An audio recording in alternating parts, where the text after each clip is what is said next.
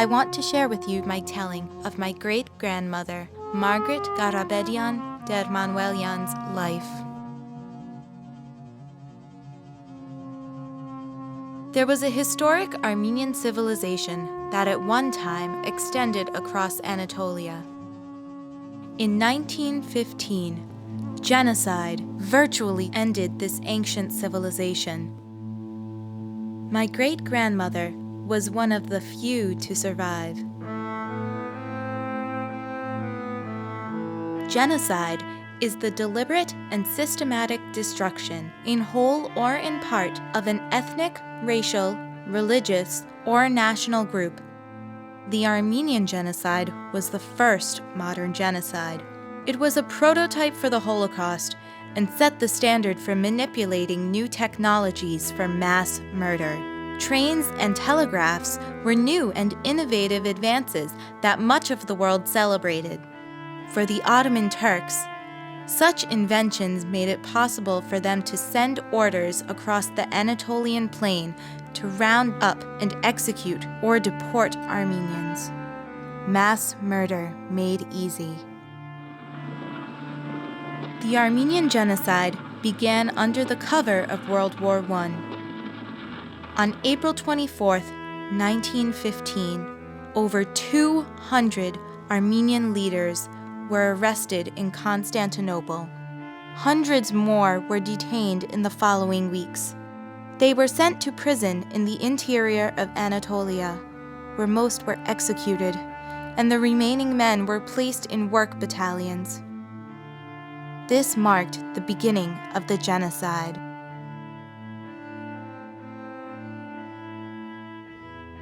In the months to come, women, children, and the elderly were forced from their homes across Anatolia. They were murdered, abducted, and deported. Most were forced to walk through the desert with no food, clean drinking water, or proper clothing.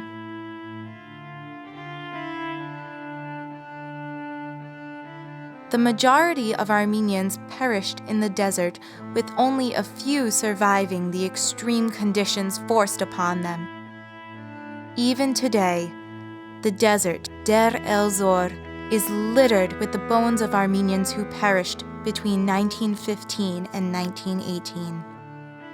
Those left in Anatolia were forced to leave after the Republic of Turkey was established, and the new Turkish leader, known as Ataturk, commanded that Anatolia be rid of all Armenians.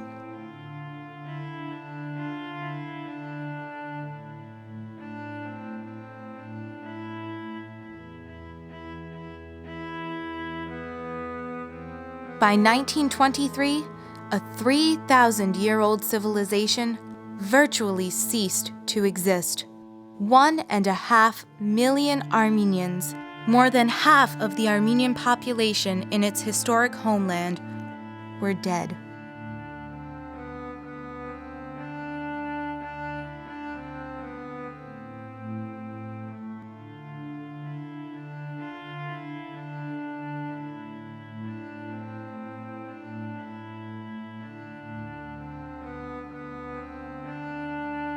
Despite the affirmation of the Armenian genocide by historians and governments around the world, the Turkish government still actively denies the Armenian genocide. Among a series of actions enacted to counter genocide recognition, the government even passed a law in 2004 which makes it a criminal offense to discuss the genocide.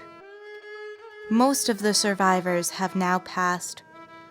Their families still continue to demand recognition for the suffering inflicted upon their beloved ancestors more than 95 years ago. In 1915, my family became the victims of the Armenian genocide.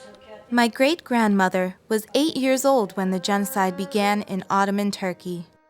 Why did this happen to my people, to my family, and to millions of others across the globe and over the course of human history during other genocides? How can we as humans commit such an unspeakable crime? How can we as humans witness such outrages against our brothers and sisters? These are questions we must try to answer if we want to stop future genocides from occurring.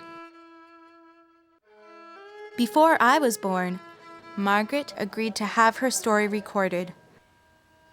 I want to share with you some of her recollections. She lived with her family in the small village Uzunova Mezre in the province of Diyarbakir. In 1915, her entire life changed.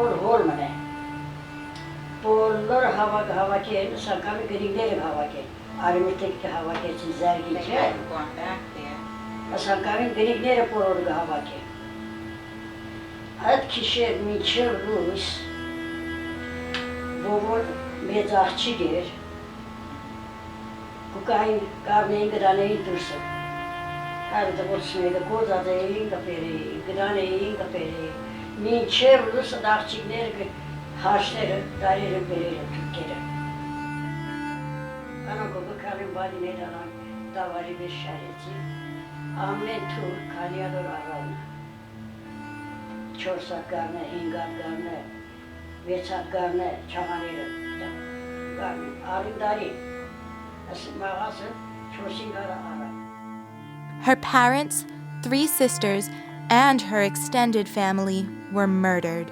She was abducted into slavery and tortured for years.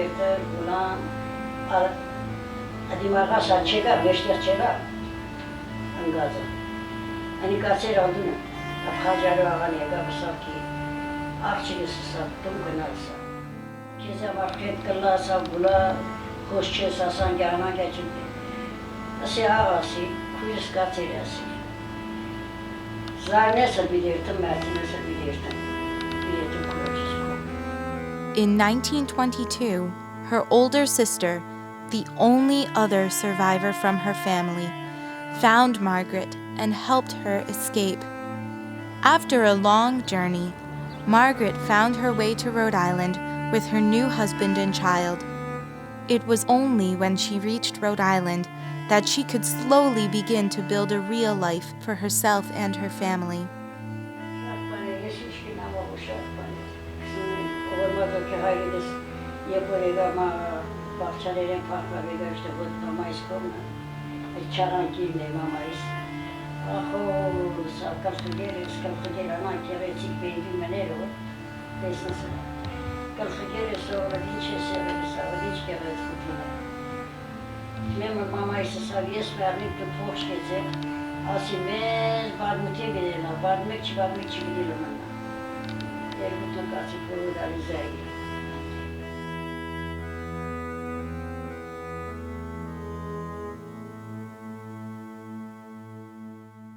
Armenian folktales end with the phrase, 3 apples fell from heaven, 1 for the storyteller, 1 for he who listens, and 1 for he who understands.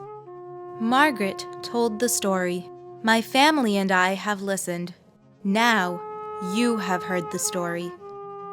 Understanding history is our collective responsibility. Remembering the victims of past genocides and by taking action to prevent future genocides from occurring will best measure our commitment. My grandmother, mother, and I are deeply affected by Margaret's experiences and the destruction of our culture. We speak Armenian, go to Armenian church, and try to educate those around us about the Armenian genocide. We want Margaret and all the victims to be remembered, and we want our culture to survive. Most importantly, We hope for the day when no one ever has to suffer what our people endured. With the Armenian Americans of Providence, my family joined together and unveiled a monument to the victims of the Armenian Genocide. The dedication on the memorial reads, "We Armenians dedicate this monument to the immortal memory of the 1,500,000 Armenian martyrs massacred by the Turkish government during the 1915 genocide.